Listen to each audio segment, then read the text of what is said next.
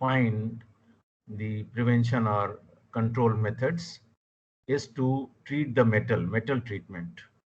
So we had discussed the treatment of medium in last lecture, uh, and now treatment of metal and methods based on that.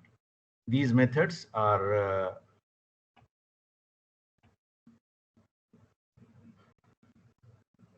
named as cathodic and anodic protection methods, uh, APM, anodic protection method, or cathodic CPM, cathodic protection method. So the approach is different. I mean, they are the purpose. They serve different purposes of corrosion control. In case of anodic protection, uh, this method is applicable to those metals which show the phenomena of passivity. That is active passive phase they exist in. And cathodic protection method is a very general method, whereas any metal or object or your alloy or any structure can be saved by making it to behave uh, as cathode compared to another more active uh, metal that acts as a node and thus gets corroded in place of uh, our object or a structure which we want to save from corrosion. So fundamentally, uh, in cathodic protection method, we make the structure more cathodic by use of sacrificial anodes or impressed current. Impressed currents are reserve currents, which are supplied from outside with the help of a battery or any other power source. So impressed word is actually used from the vocabulary of financial uh, experts. They use this term impressed uh, as reserve fund or reserve money. So here, when we use impressed current, that means a reserve current, which is supplied only when it is required to be used.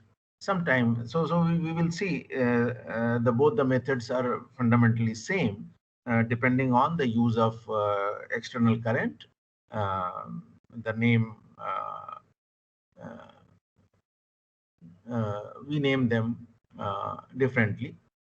That is sacrificial anode cathodic protection method or impressed current cathodic protection method. So these are used, cathodic protection methods are used to protect marine structures, underground pipelines, water heaters, and reinforcement bars in concrete. Whereas, So, I mean, you know, anodic protection so method is used for only for those metals which show the tendency to get passivated, or they tend to form a protective oxide film on their surface by virtue of uh, strong protective oxide film developed by them on their surface. So, for example, in real life situations, sulfuric acid plants, pipes in the sulfuric acid plants, which are made up of stainless steel, can be saved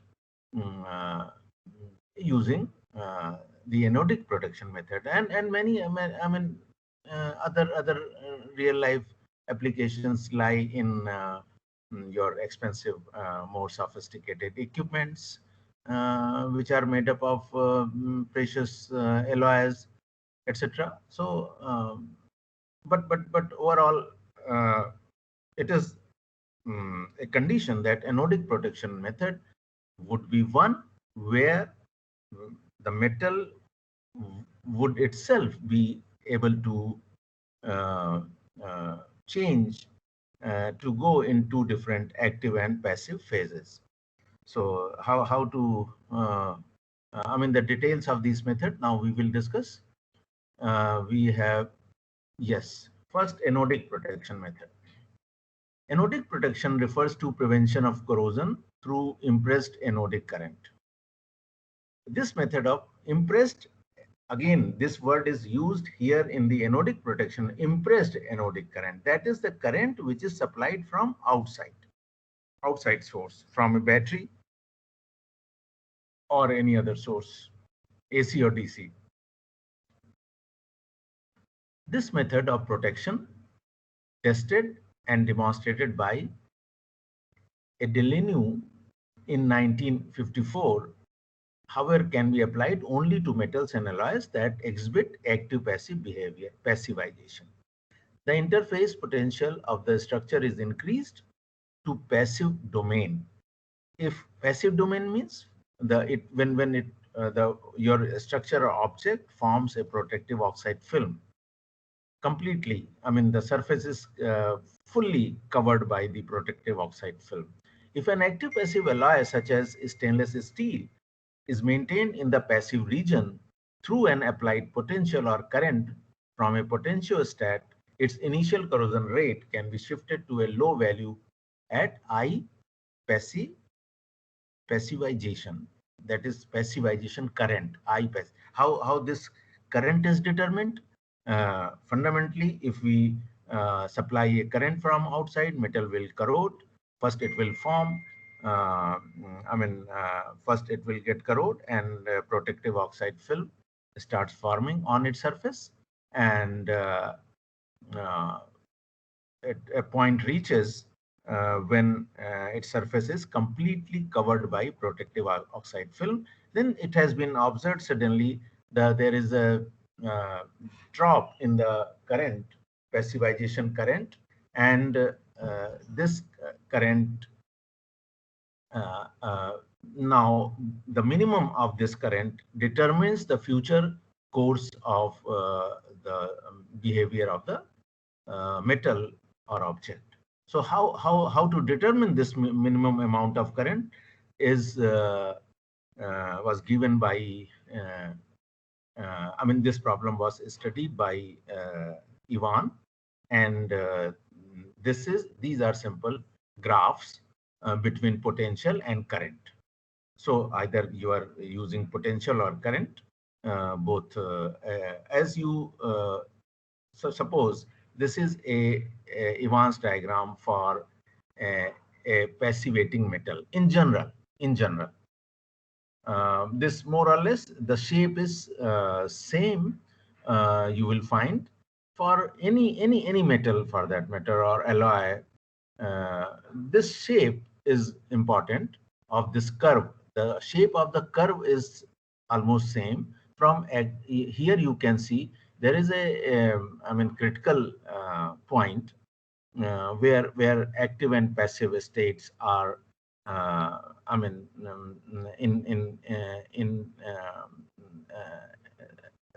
in interface, but below when the you increase the amount of current supplied to that particular object, uh, it corrodes. Active state corrodes, that means uh, I mean product metal will go into surrounding, and of course result in the formation of product.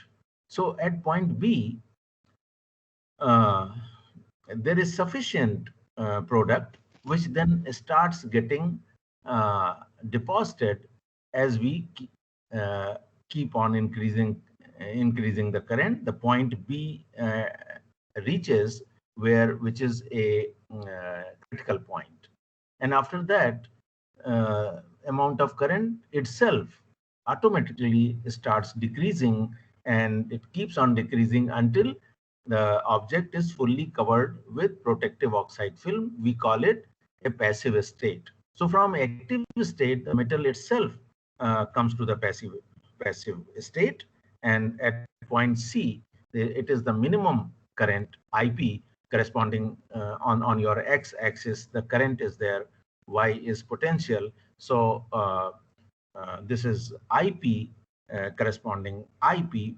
starting from the 0 up to the mm, this. Can you see this graph, please? First, let me know, because hello, Yes, sir. Evans diagram it is called, and Sir. yes, this determines the amount of with the help of this you can determine the minimum current required to be supplied all the time, so that your protective oxide film is intact throughout, always, and you are saving the metal. What you have to do, you have to supply an impressed current, impressed that is the reserve current you supply, and the amount of current is very vital. Otherwise you will in fact destroying the metal, causing, I mean, instead of saving it, instead of protecting it from corrosion, you will, I mean, help it corrode.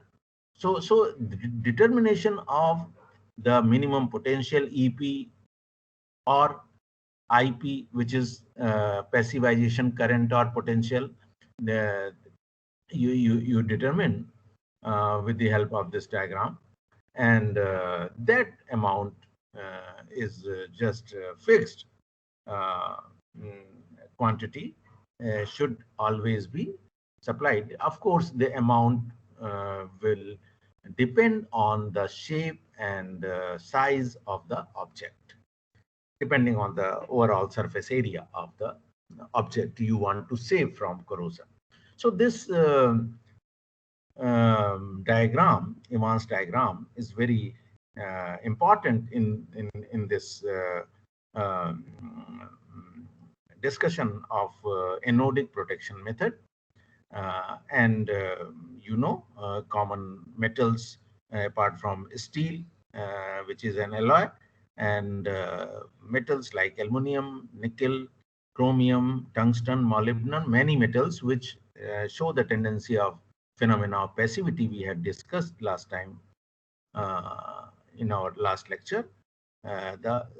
These metals can be saved using this anodic protection method. Now, how this is actually applied?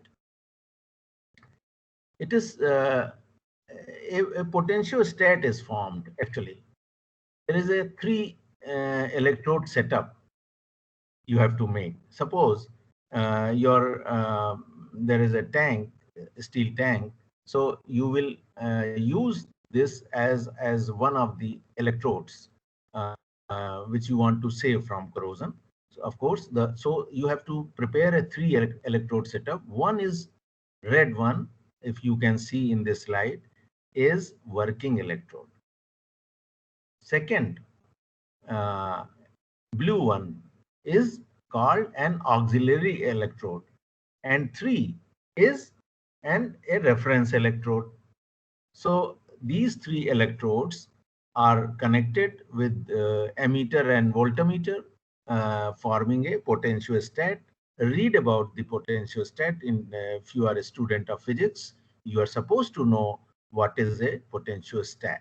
So how to, I mean, what its function, and for what purpose it is used uh, at different places. Here in corrosion protection method, anodic protection method, once we determine the minimum amount of current which can be supplied by an external source or a battery or something, uh, can maintain our object at I mean, whereas the protective oxide film formed by the metal or alloy remains intact always. You know the consequences of breaking of the protective oxide film. Now, This is the same graph shown by a carbon steel. You can see the shape of Evans diagram, which we see, which is a graph between potential and current, and of course, what is a potentiostat? How to protect a metal? To anodically protect a structure, device is required that is called potentiostat. It is an electronic device that maintains a metal at a constant potential, either respect to a reference electrode or auxiliary electrode.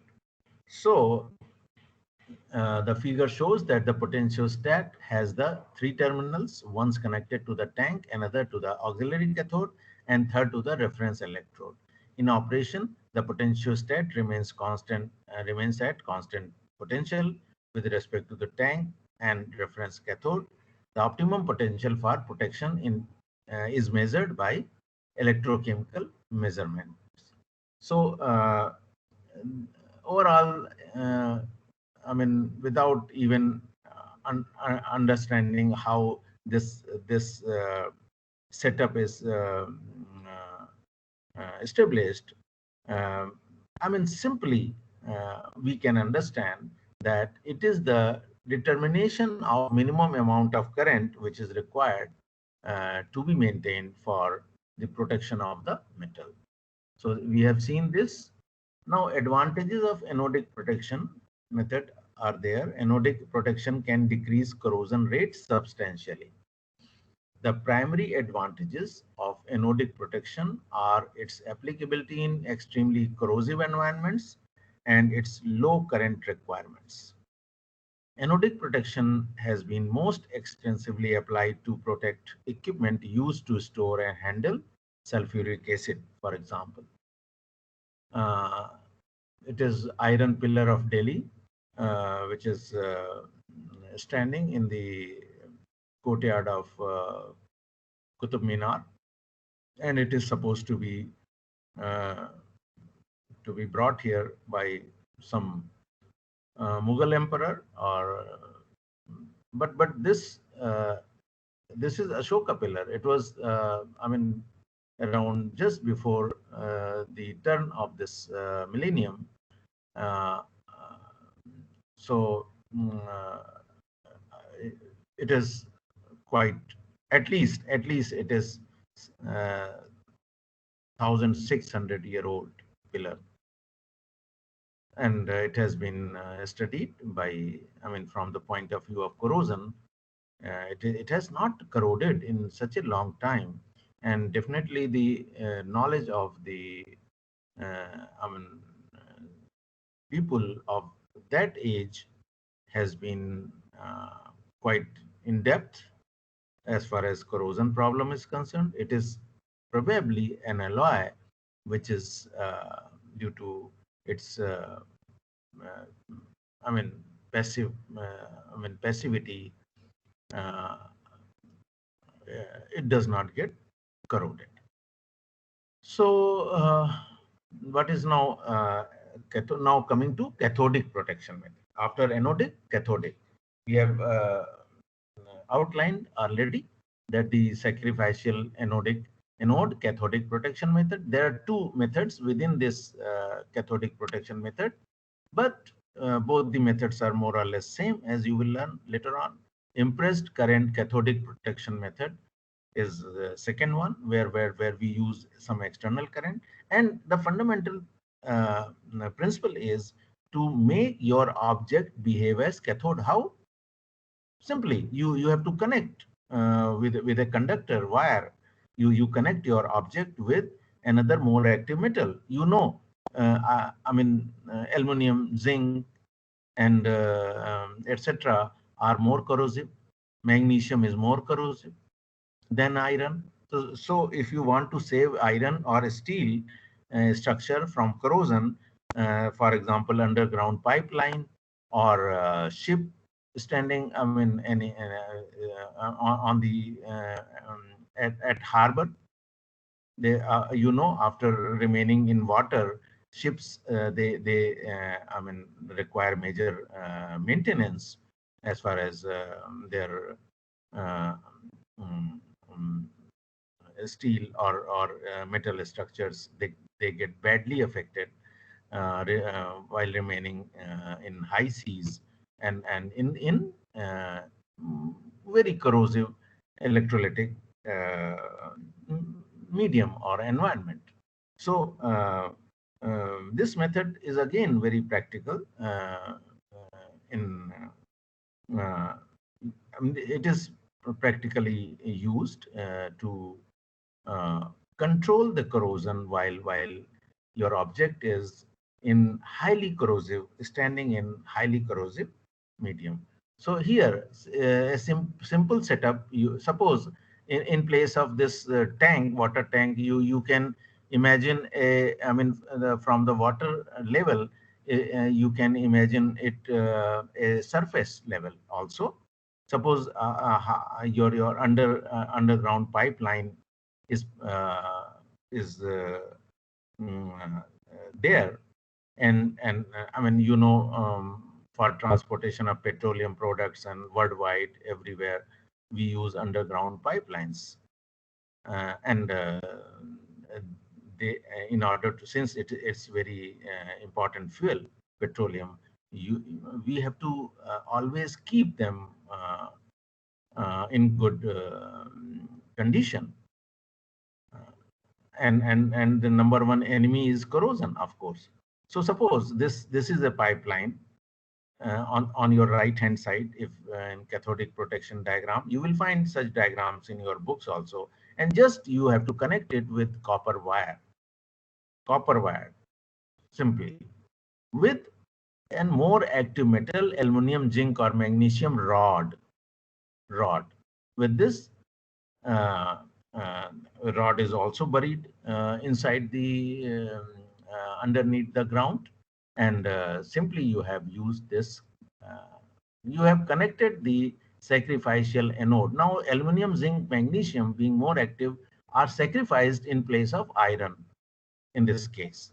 So, sacrifice means they get corroded, and the electrons released are replenished. They replenish your main object, that is underground pipeline, and this way your object does not, I mean, is saved from corrosion.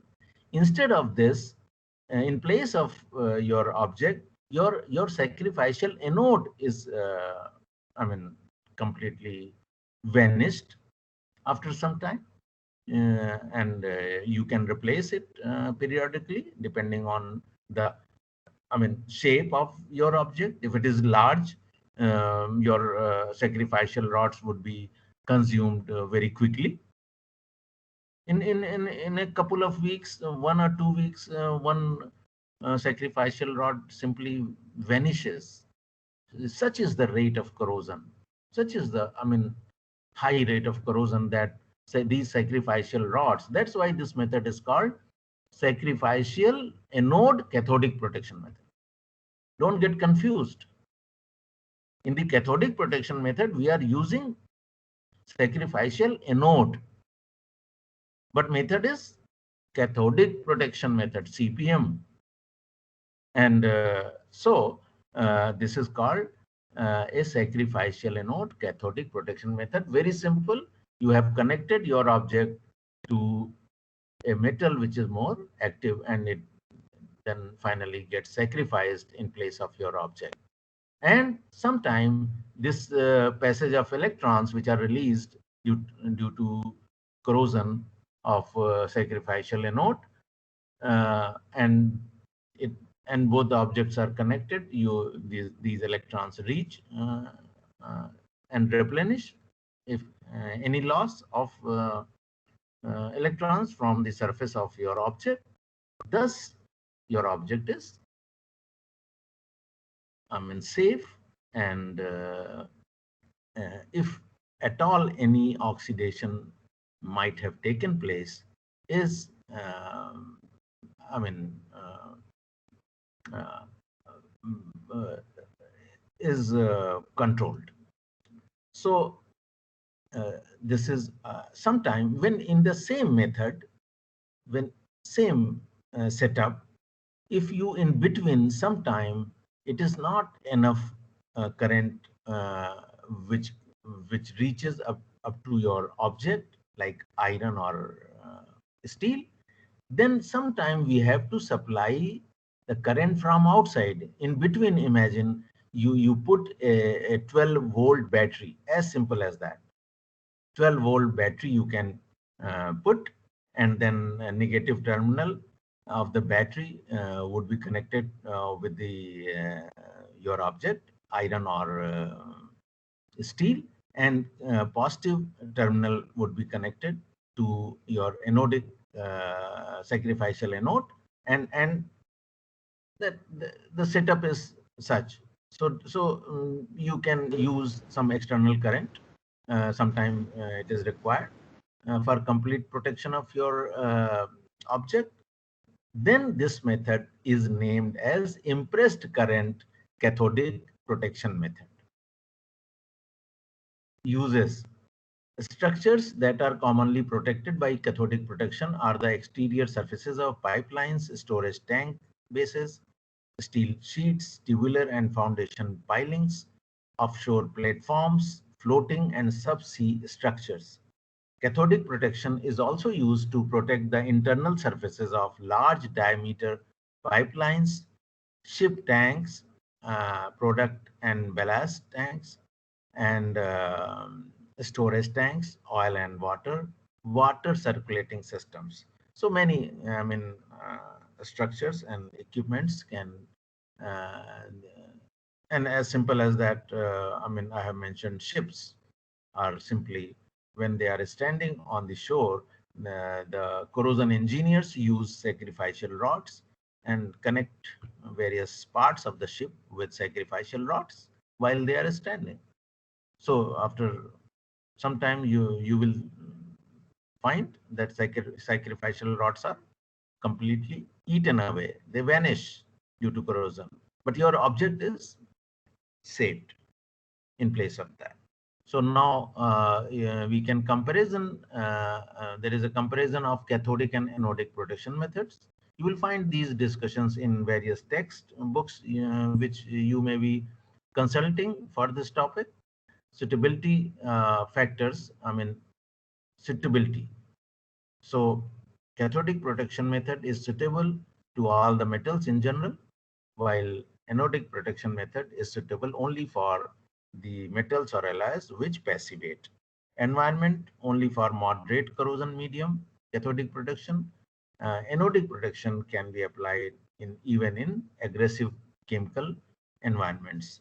Cost benefit: low investment but higher operative cost in case of CPM. In case of APM, uh, higher investment but low operative cost. Operation: protective currents to be established through initial design and field trials, while more precise electrochemical estimation of protection range possible. Of course, in case of anodic protection method, of course, thanks to the Evans diagram, that is potential current diagram or potential current graph. Apart from these, there are methods we know as, electrolytic methods, electroplating, galvanizing, anodizing, etc. These are well-known methods. And here, for example, electroplating, if you want to electroplate something, coat something on your object, then your object should be made cathode, and anode would be made up of the metal which you want to coat on your cathode. And the medium in electrolytic solution, you will take the salt of the anodic uh, metal. Like you want to deposit copper, then on something, then you have to take anode of the copper and a solution of copper sulfate, so that once the copper will get deposited on your object. That loss on the anode can be replenished with the copper ions getting deposited at anode. So this setup is known as electroplating, uh, and similarly galvanizing. You make a steel object, you coat an steel object with zinc metal. Zinc, or simply, if galvanizing can be done without use of electrolytic device, simply since zinc is easily can be brought in a molten state, you dip your object in zinc um, bath and remove that, and the outer coating you will get on your iron or a steel object of zinc. This is called galvanizing, putting zinc on something. That is so surface coating is another special area of corrosion that you must study if you find time. Everything depends on your interest on these things, but we have discussed more general and well-known methods only as far as corrosion control is concerned, prevention methods, and the methods which are generally discussed in your textbook, not beyond that. So anodizing is what is anodizing? You might have seen the utensils, I mean kitchen utensils, especially in the markets nowadays for last couple of years, maybe a decade or so. Some more very very mm, uh, uh, good uh, products, utensils like pressure cookers, pans, and other utilities of kitchen are available in more shining and attractive finishes are available. Sometimes they are what you call non-sticking kind of coatings. Uh, and in principle, you can apply any kind of material on any metal, but you have to. I mean, it is not. It requires deep understanding of deposition techniques. They are beyond our course.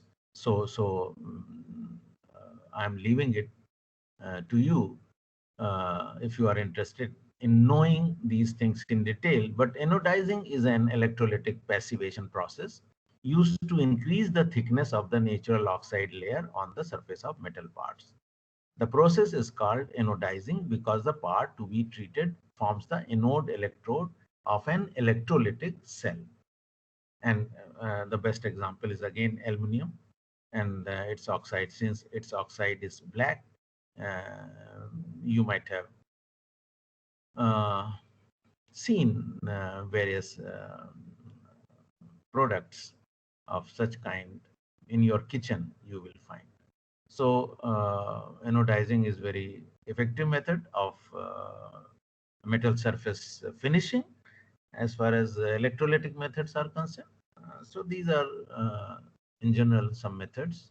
So with this, I think we have concluded the topic, the large topic of corrosion. Uh, with this, it is completed, in my opinion.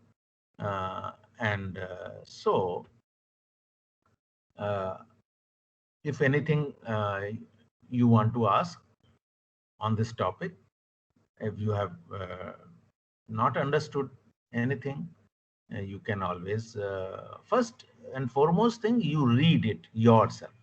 You should be well read before you ask questions. Asking question is not a big thing. anyone, any question you can just put in, but it is more useful, helpful.